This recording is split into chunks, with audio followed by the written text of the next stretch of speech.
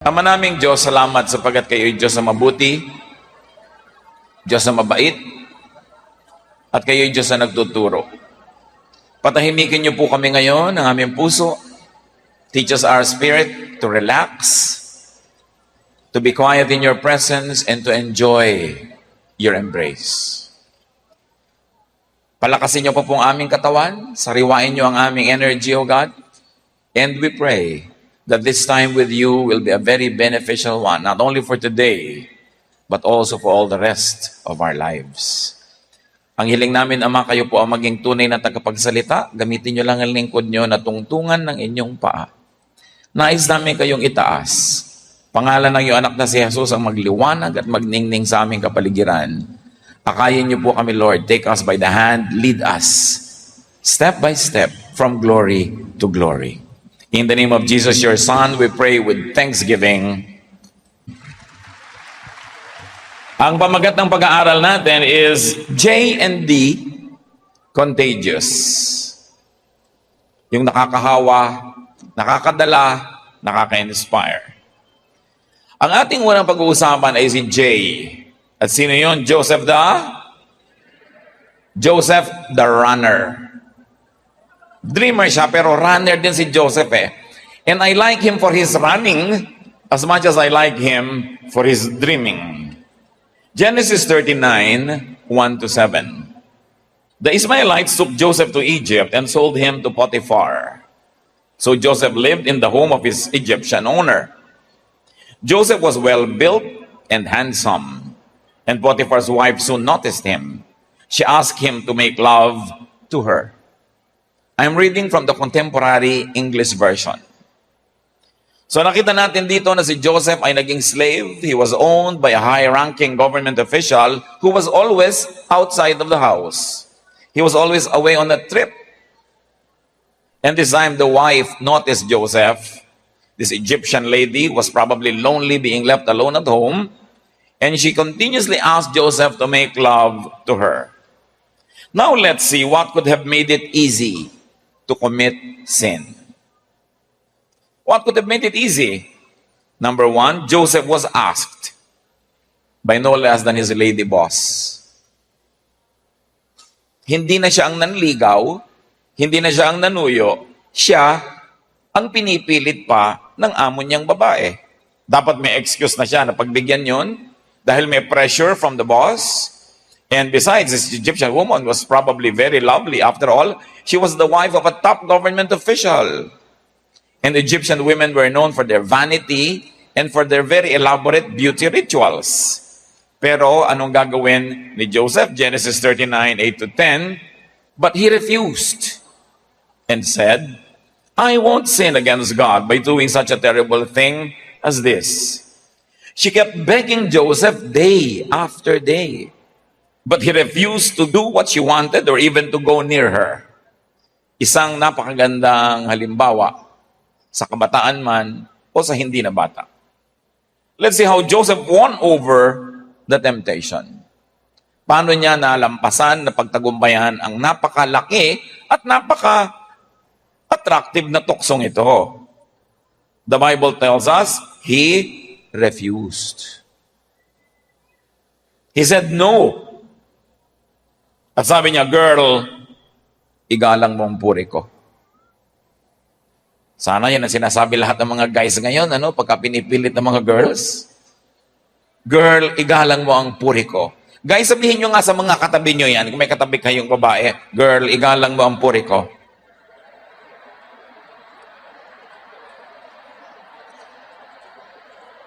Ang haba naman. Siyempre, lalong dapat sinasabi ng babae yun. Sabi mo, boy, igalang mo ang puri ko. But in our story, it is the guy who said it. And the Bible is clear. He consistently and firmly refused. Sa kahanap ng ganitong lalaki, na siya na ang pinipilit, tumatanggi pa. Bakit naging posible na tanggihan niya ito?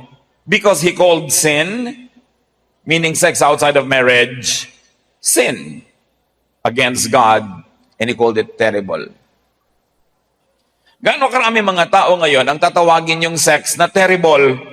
Gaano karaming mga tao ang tatawagin niya na sin? Sabi niya, sin yan eh. It's a sin against God. It's a sin against your husband who trusts me. Therefore, it's terrible. Because there are two authorities above me, your husband and God, and both will be offended if I gave in to your advances. Maraming mga tao na dadaling madarang, matukso, madala, because they call it okay. They call it nice, or wow, or fun, kung ano-ano pa. Because wicked generations glamorize sin. But Joseph called sin, sin. Period. Pag tinawag mo yan sa kanyang pangalan, dadali na maintindihan mo na dapat mong tanggihan. Another way that Joseph won over temptation was that he stayed away from her, the temptation. Layo siya ng layo. Kung nasa silong yung babae, nandun siya sa taas. Pag sumunod sa taas, baba siya. Pag nasa kwarto siya, pumasok yung babae, lalabas siya. Basta paiwas siya ng paiwas. Yung iba, nadadala ng temptation kasi hindi umiiwas. Nandun lang, available, reachable, easy to influence. Genesis 39:11 to 12. One day, Joseph went to Potiphar's house to do his work, and none of the other servants were there. Potiphar's wife grabbed his coat and said, "Make love to me." Joseph ran out of the house, leaving her hanging onto his coat. Kaya tinawag natin siyang Joseph the Runner. Napag-isa sila sa bahay at hinablot ng babae ang kanyang damit. Sabi niya, "Make love to me." Ang ginawa nitong si Joseph, tumakbo palayo. What could have made it easier for him to commit sin? It was convenient. Madali na sana. Nandun na sa isang lugar. May privacy, walang tao. Pero tumakbo siya. What else could have made it easier to have yielded into sin? It was being forced on him. Sasabihin niyo, hindi ko naman to pinilit eh. Andyan na, sayang din.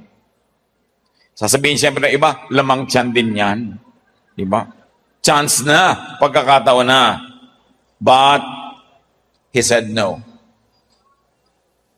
Responsibility could have been easily dismissible because it was the lady of the house that was asking him, but he made a very, very clear reply. It was going to be no. He ran away from the temptation. Kaya dapat tinatandaan natin si Joseph, the runner. Dahil mahalaga, tandaan nating lahat ito. Sabi sa Bible, walang tao na pwedeng pilitin sa temptation. Hindi pinapayagan ng Diyos na dumating ang anumang tukso na walang kasamang way out, exit, or help from God. So yung mga natatalo ng tukso, pinili lang nila kasing matalo. Pinili nila na yakapin yung tukso kesa ito ay takbuhan. What were the temptations? Very attractive, sex. But you know why it was wrong? Because this woman was the other half of a united married union. You cannot violate a woman like this without violating her husband as well. And if she had children, you also violate her children. And if the man is married, then you violate the man's wife and the man's children. Ang daming nadadamay when two people go to bed when they should not be going to bed together. At pagka umandar na yung mga desire at temptation ng tao, nalilimutan lahat yun.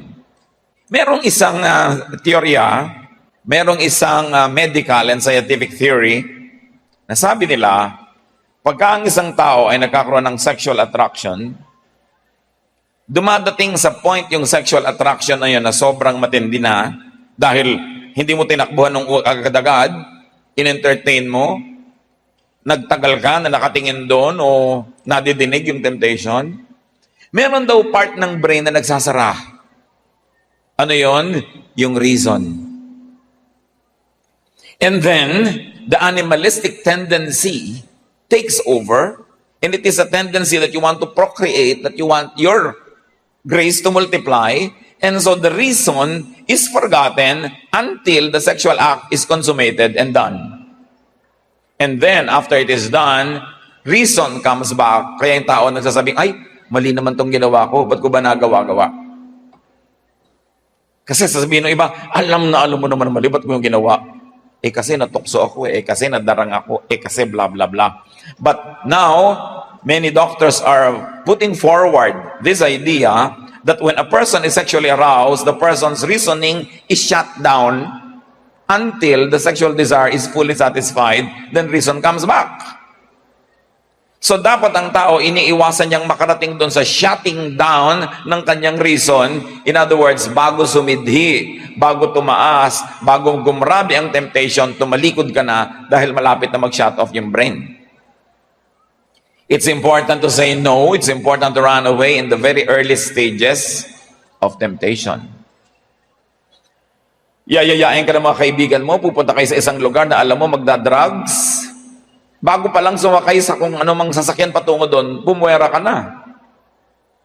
Yayayain ka ng mga kaibigan na gumawa ng mali, bago pa kayo makarating doon at mapasubo, sa simula pa lang, no agad.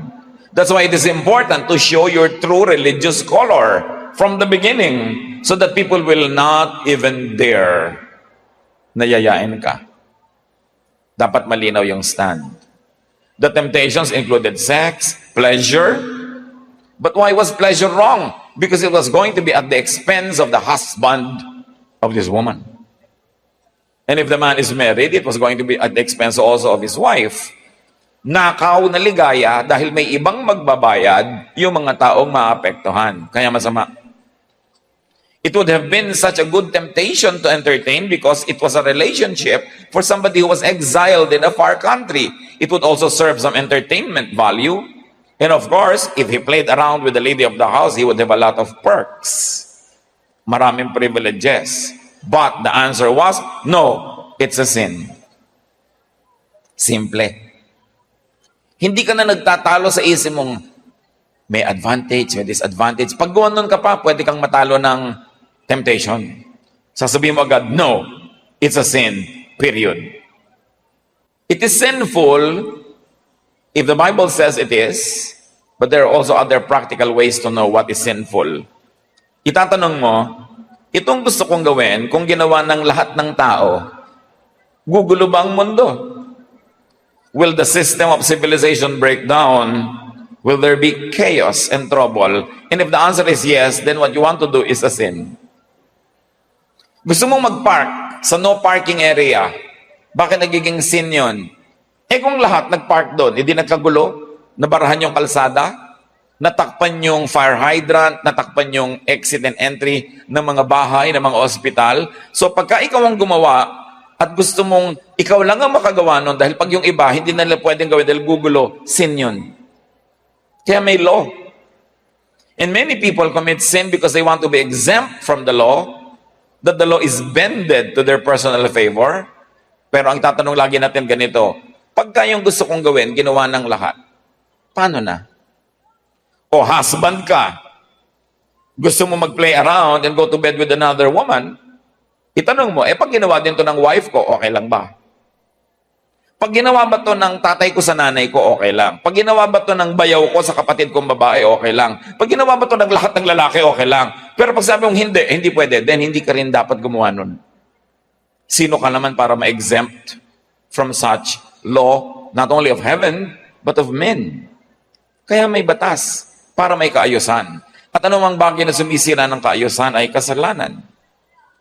It is sinful when you selfishly make yourself an exemption so that you can indulge yourself. So yan si Joseph the Runner. May isa pa dahil J&D ang title natin, Daniel. Daniel the vegan guy. Mahilig kumain ng gulay. Daniel 1:1-5. King Nebuchadnezzar of Babylonia attacked Jerusalem. The Lord let Nebuchadnezzar capture King Jehoiakim. One day the king ordered his highest official to choose some young men from the royal family of Judah and from other leading Jewish families. The king said, they must be fit to serve the royal palace. Teach them how to speak and write our language, and give them the same food and wine that I am served. train them for 3 years, and then they can become court officials. You know the story. Judah was invaded by a foreign country, and then the king of that invading country ordered that all young men from the noble families be taken away from their homes and be taken to his capital, where they could be trained to become rulers and governors and judges. Why?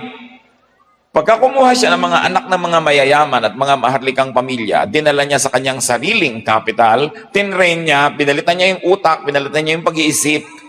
Pag pinabalik niya yun doon sa kanilang mga native countries, control na niya yung mga yun. So he could govern those countries through these people who have now been changed by his educational system. This was a colonization not only of the country but also of the mind of people. And why choose young people? Because they were young enough to brainwash. Bakit maraming temptation sa youth? Because you are young enough to brainwash. Ang gusto ni Satan, ang tuksuhin niya mga bata. Interesado din naman siyang tuktuhin yung mga 95 years old. May konti pa rin siyang interest. Pero konti na lang ang pakinabang niya sa isang 95-year-old na may influensya niya. Pero kung isang bata, kabataan ang kanyang may influence, ang haba pa ng buhay noon, marami pang madadamage yun. Marami pa yung madadala, marirecruit to hell. Marami pa yung masisira ang buhay. Kaya habang maaga, gusto ni Satan, matempt ang kabataan. Sabihin mo sa katabi mo, gusto ni Satan, i-tempt ka. At ako rin, layong lahat. So ang mahalaga, magbantay. So Daniel and his friends were young enough to brainwash. At sabi natin, kaya maraming temptation sa youth. Now, the royal and leading families, ang pinagpilian ng mga ititrain for governance. At syempre, hostages din sila. Yung mga magulang nila back in their own countries, hindi pwedeng pumalag doon sa colonial power kasi mga anak nila nandun sa palasyo ng colonizing power. At ano sinabi dito? They were going to be taught the languages and the culture of the Babylonians. You know what that means? Hindi lang cultural issue yon. Kasi magkaiba sila ng Diyos na pinaniniwalaan, magkaiba sila ng paraan ng pananalig. Pag na-conquer mo culturally yung kabilang bayan, pwede mong palitan ng Diyos niya. So the language and literature and food were going to be used for cultural colonization. Now, look at the training that happened. And the temptation was to make them forget and disobey God. Parang hindi masyadong halata sa simula. Parang, thank you po, pinapakain nyo kami ng pagkain nyo. Salamat po, pinapainom nyo sa amin na inyong mga alak. Salamat po, pinapatiran nyo kami sa palas. Salamat, may mga language courses pa. Pero alam nyo kung ano mangyayari doon? The tools were food and wine. Possible employment later after the training. Therefore, they would have honor and power. Another instrument of temptation was belongingness. You will belong to the favored group, favored by the king. And of course, there's a lot of pleasure when you indulge the senses in the palace of the king. Bibigay ba si Daniel at ang kanyang mga kasama? Daniel 1:6-7. 4 of the young Jews chosen were Daniel, Hananiah, Mishael, and Azariah. But the king's chief official gave them Babylonian names. They became Belteshazzar, Shadrach, Meshach, and Abednego. So nakita natin, names were changed for further colonization. Tulad din ng mga Pilipino, ang mga pangalan ay Tala, Bituin, Tagumpay, Bayani, Luningning, di ba? Pero nung sinakop tayo ng mga Kastila, naging si Dorotea, si Pedro, si Victor, ganyan mga pangalan, pinalitan para malimutan mo kung sino ka. At nung sinakop tayo ng mga Amerikano, of course, si Victorino ay naging Victor, si Dorotea ay naging Dory, at kung ano-ano pa. Papalit-palit ng pangalan. Because there is colonization happening. Now, what could have made it easy to commit sin on the side of Daniel, Shadrach, Meshach, and Abednego?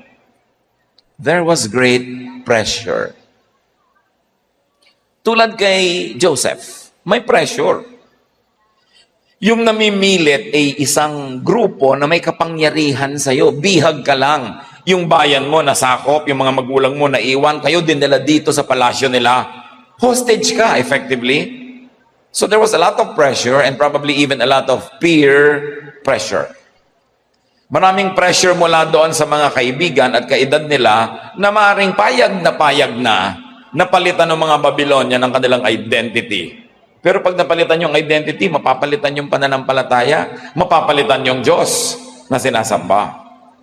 Another reason that could have made it easy for them to commit sin was everybody was in it. Lahat naman ginagawa yun eh. So excuse na ako na hindi manindigan at makisali na lang, makisama, makiayon. There was a great promise of reward. Can you imagine if I obeyed the king, if I ate what he wants me to eat, if I drank what he wants me to drink, I will have a high-ranking office later on.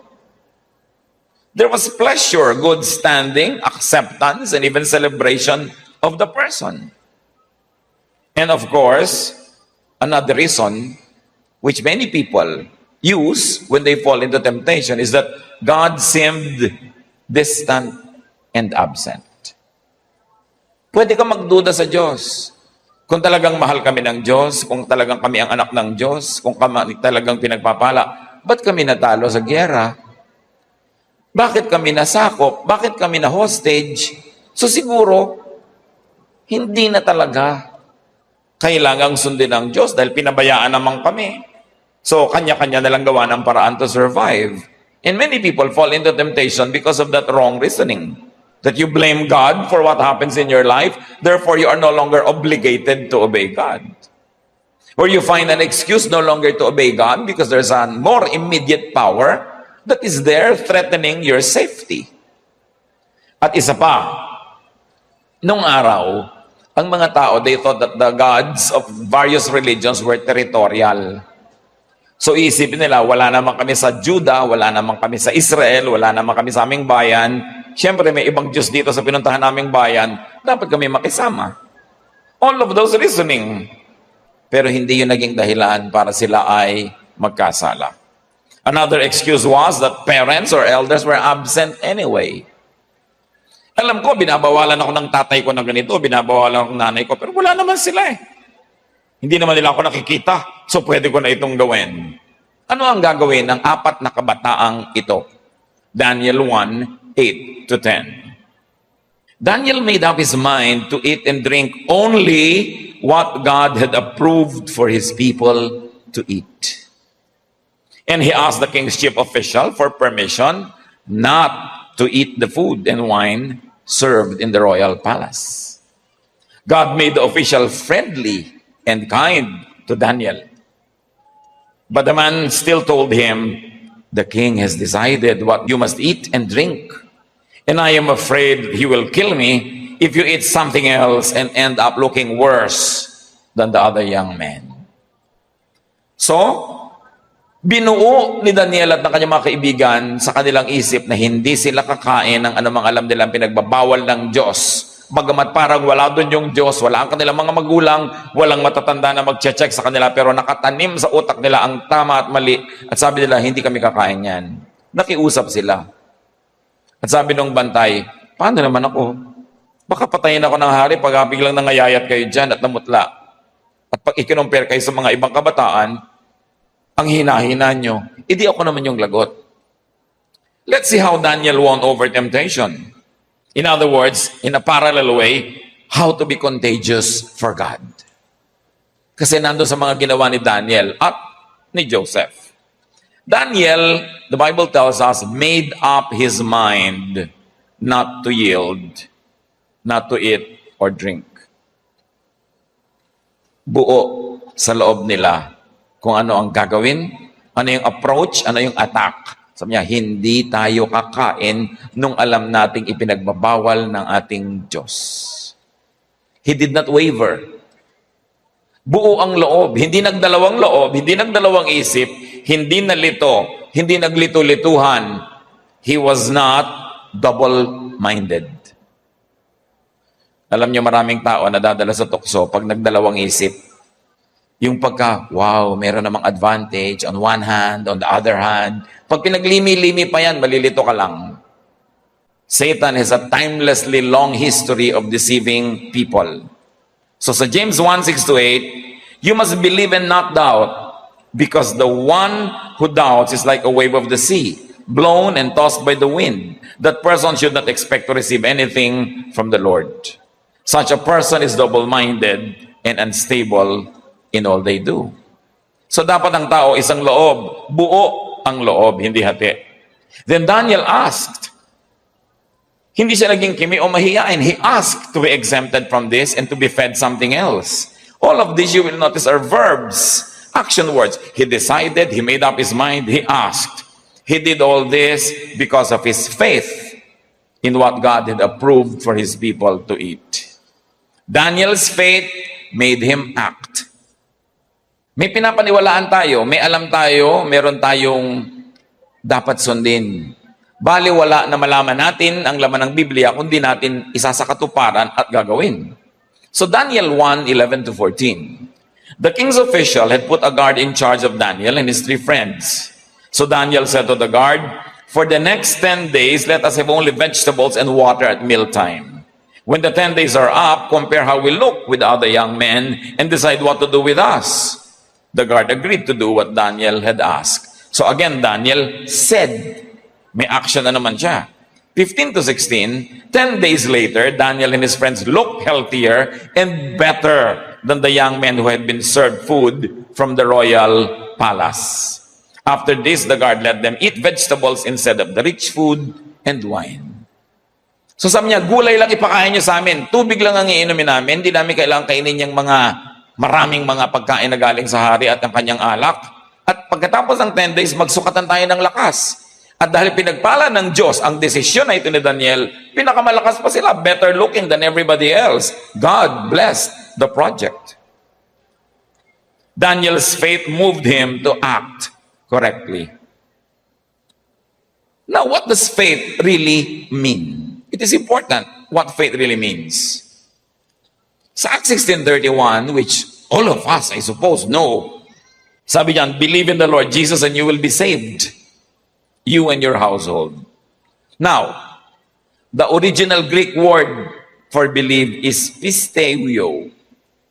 Pisteuo, translated as believe in many English versions of the Bible. It does not only mean to think to be true, but also to trust, to rely on, and to be committed to. In other words, pag nakikita niyo yung word na believe sa New Testament, hindi lang ibig sabihin, agree naman ako, yes, mentally, believe ako dyan. No. It means I believe in it to the point that I can commit to it, I will rely on it, and I will put all my life and my heart and my energy behind it.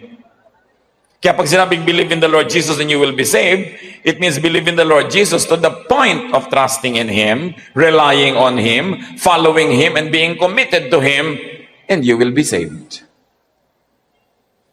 Saved from the hell in the future and saved from hell now, because if you are going to only believe in Jesus in the mind and not obey Him, you might be saved from hell in the future, but you might still have a hell-like life on earth. Kaya nakakaligtas ang tunay na pananalig, kasi ang tunay na pananalig sumusunod step by step sa mga hakbang at utos ng Panginoon. Kaya nga ang ating word na paniniwala, oo, naniniwala ako, nanggaling sa root word at magkasaya pareho ng root word yan sa pagtitiwala. Pag naniniwala ka kay Jesus, magtitiwala ka na tama ang sinasabi niya at susunod ka. Hindi yung naniniwala yung utak mo pero yung katawan mo iba yung ginagawa. Sasabi mo, pag sumunod naman ako, lugi naman ako. Pag sumunod naman ako sa Diyos, paano naman yan? Hindi naman yan practical. Hindi na yan uso. In other words, hindi ka talaga naniniwala kasi ang paniniwala, pagtitiwala. Now, what does faith require? Faith requires trusting, relying on, obeying, and being committed to the object of faith. This is the believing, the faith that saves. This is the believing, the faith that is contagious. Many Christians fall short because their faith is a noun. It is not a verb. Dapat action. Pag alam mo, naniniwala ka, susunod ka. Kaya sabi sa James 2:17, in the same way, faith by itself, and the word there used is pistis, only to think to be true, but not to obey. Sabi, if it is not accompanied by action, it is dead. So J and D, Joseph and Daniel, they were able to resist temptation and win over it, to resist peer pressure because of their faith in God. It was not only pistis, paniniwala hanggang utak lang, but pistueo, action. It was a faith that acts in accordance with belief, that moves towards the object of belief, who is God, and follows the teachings and commands of God. Therefore,